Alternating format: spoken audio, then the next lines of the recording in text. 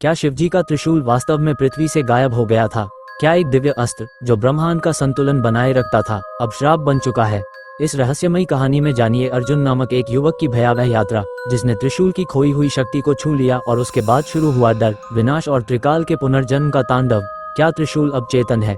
क्या वो स्वयं अपने रास्ते चुनता है? और क्या हम तैयार हैं उसके दोबारा जागने के लिए? आइए इस कहानी में उतरें, जहां हर कदम एक रहस्य है और हर छाया मौत की परछाई। कहीं अनकही बातें, हिंदी हॉरर स्टोरी। मेरा नाम अर्जुन है। मैं एक पुरातत्वविद हूँ। इतिहास की उन दरारों को खोजता हूँ जो अक्सर दुनिया नजरअंदाज कर देती है। कुछ साल पहले मुझे एक पत्र मिला, हाथ से लिखा हुआ, पुराने समय की स्याही से भरा, और उस पर लिखा था, त्रिशूल खो गया है और उसे ढूंढना तुम्हारा भाग्य है। मैं हंसा था उस वक्त, क्या मजाक है ये। लेकिन अगले ही दिन मेरे साथ जो हुआ उसने मेरी जिंदगी को पलट कर रख दिया। त्रिपुंडपुर एक छोटा सा गांव हिमालय की तलहटी में, जिसे नक्शों में कोई नहीं जानता। वहां जाने के लिए कोई पक्का रास्ता नहीं था। मैंने बस उस पत्र के दिशा निर्देशों का पालन किया। गांव पहुंचते ही मुझे लगा जैसे वक्त पीछे चला गया हो। न लोग मोबाइल इस्तेमाल करते थे, न बिजली, और हर घर के बाहर एक चट्टान पर त्रिशूल खुदा हुआ था। लेकिन बिना नोक के यहाँ कभी असली त्रिशूल आया था, एक बूढ़े बाबा ने कांपती आवाज में कहा। लेकिन जब उसे चुराया गया तब से हम श्रापित हैं।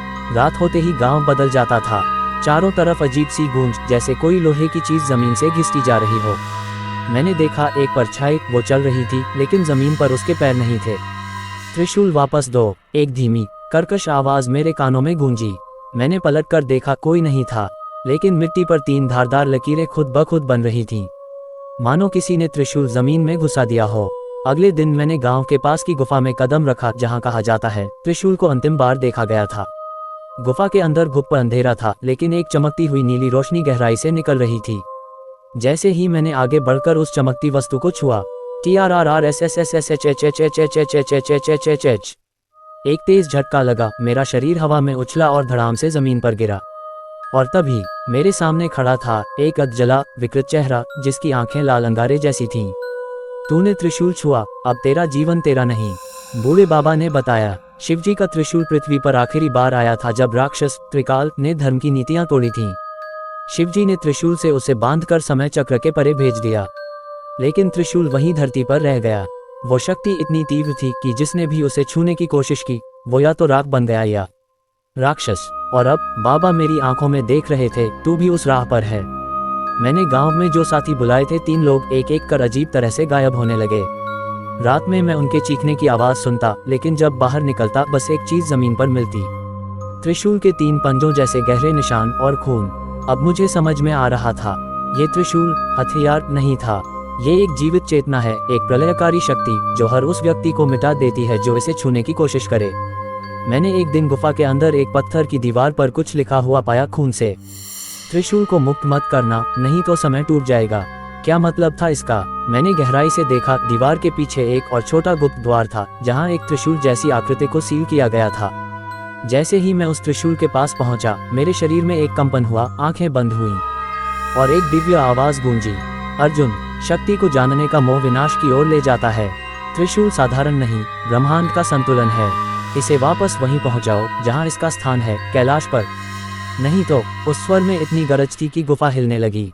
मैंने एक कठिन यात्रा की, त्रिशूल को वापस कैलाश ले जाने के लिए, लेकिन हर रात मुझे त्रिकाल की परछाई डराती रही।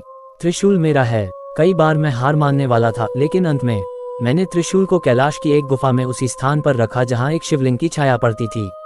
जैसे ही त्रिशूल रखा गया, चारों तरफ घंटियों की आवाजें गूंजने लगीं। ध्वनि, प्रकाश और दिव्यता से वातावरण भर गया।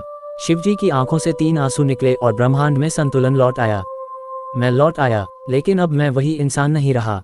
मेरी आंखों में अब भी रात के वो दृश्य घूमते हैं। हर बार जब कोई त्रिशूल की तस्वीर देखता है, मुझे लगता है वो देख रहा है मुझे, क्योंकि त्रिकाल का श्राप अब भी मेरे साथ है। और त्रिशूल शायद फिर से खो जाए अगर कोई और उसे जानने की कोशिश करे। तो क्या वाकई शिवजी का त्रिशूल पृथ्वी से खो गया था? हाँ, लेकिन वो केवल वस्तु नहीं, चेतना है। वो तब तक लौट सकता है जब तक मानव लालच उसे फिर से जगा न दे। क्या आप तैयार हैं त्रिशूल का सामना करने के लिए? तो सोचिए, अगली बार जब आप मंदिर जाएं और त्रिशूल को देखें, शायद वो आपको देख रहा हो। मैंने सोचा था कि त्रिशूल को कैलाश लौटाने के बाद सब खत्म हो जाएगा, लेकिन नहीं। शांत रातें अब भी बेचैनी से भरी रहती थीं। हर रात मुझे सपना आता, एक पथरीला द्वार खुलता है और उससे बाहर आता है एक चेहरा। उसका मुंह कटा हुआ, आंखें जलती हुई और होंठ फुसफुसाते हैं। त्रिशूल मेरा है, अर्जुन। अब मेरे शरीर में कुछ बदलने लगा था। मेरे माथे पर हर अमावस्या की रात 3 सफेद रेखाएं उभर आती थीं, जैसे शिव का त्रिपुंड। मैंने उसे मिटाने की कोशिश की, लेकिन जैसे ही वो गायब होते मेरी सांस रुक जाती। क्या मैं धीरे धीरे शिव के त्रिशूल का एक भाग बनता जा रहा हूँ? गांव के बाबा ने एक और भविष्यवाणी की थी, जिसे पहले मैंने नजरअंदाज कर दिया था। जिसने त्रिशूल को जगा दिया उसके भीतर त्रिकाल जागेगा, और जब रक्त जागरण होगा तब त्रिशूल की छाया उसे निगल जाएगी। रक्त जागरण, क्या ये वही दिन था जब त्रिकाल अपनी पूर्ण शक्ति में लौटेगा? जांच में मुझे ये पता चला कि त्रिशूल की रक्षा 3 दिव्य संरक्षकों को सौंपी गई थी। 1. अग्निवेश, जो आग की आत्मा था। 2. चंद्रसेन, जो मन और भावनाओं पर शासन करता था। 3. कालनंद, समय का स्वामी, जिसे स्वयं शिव का आशीर्वाद था। लेकिन त्रिशूल के चोरी हो जाने पर ये तीनों भूत बन गए। अब वो 3 भूत मेरे पीछे थे, क्योंकि मैं वो था जिसने त्रिशूल को फिर से छुआ था। अमावस्या की रात, चारों तरफ अजीब सी गंध थी, जैसे किसी चीज के जलने, गलने और गलने के बाद बची हुई राख की। मैंने खिड़की से देखा, 3 आकृतियां आग की लपटों के बीच हवा में तैरती आ रही थीं। उनकी आंखें जल रही थीं और उनके हाथों में कुछ नहीं था, लेकिन उनके इशारे से दीवारें कांपने लगीं। त्रिशूल वापस दो, उनका स्वर अब मेरे दिमाग में गूंज रहा था, वरना तुम वो बन जाओगे जिससे शिव भी मुंह मोड़ लेंगे। अगली सुबह जब मैं बाथरूम के सामने खड़ा था, मेरी पीठ पर एक निशान उभरा त्रिशूल का, जैसे जलते लोहे से किसी ने मुझे दागा हो। मैं चिल्लाया, लेकिन कोई नहीं आया। शायद अब मैं इंसान नहीं रहा, मैं एक पात्र बन गया था, एक वाहक उस त्रिशूल का, जो न अब मेरा है न किसी और का। गांव के उत्तर में एक सूखा कुंड था, जहां कभी तंत्र शक्तियों की साधना होती थी। लोग कहते थे उस पानी में झांकना मतलब अपने प्रेत भविष्य को देखना। मैं गया, पानी के स्थान पर बस काली धूल थी, लेकिन जैसे ही मैं पास गया मिट्टी लाल हो गई, खून जैसी, और धूल में मेरी ही परछाई थी, लेकिन उसके हाथ में त्रिशूल था और आंखें त्रिकाल की। एक रात जब मैं पूरी तरह टूट चुका था, मैंने आत्महत्या करने की सोची, पर तभी कमरे में एक मंद नीली रोशनी फैली। एक हाथ भस्म से ढका, रुद्राक्षों से सजा, मेरे सामने आया। त्रिशूल शक्ति है, मोह नहीं। तुम उसे साध नहीं सकते, केवल उसका संदेश पहुंचाने वाले बन सकते हो। ये शिव जी थे। उन्होंने कहा, अब तुम्हारी जिम्मेदारी है त्रिशूल को दुनिया की नजरों से दूर रखना, क्योंकि अगला जो इसे छुएगा वो त्रिकाल का जन्म होगा।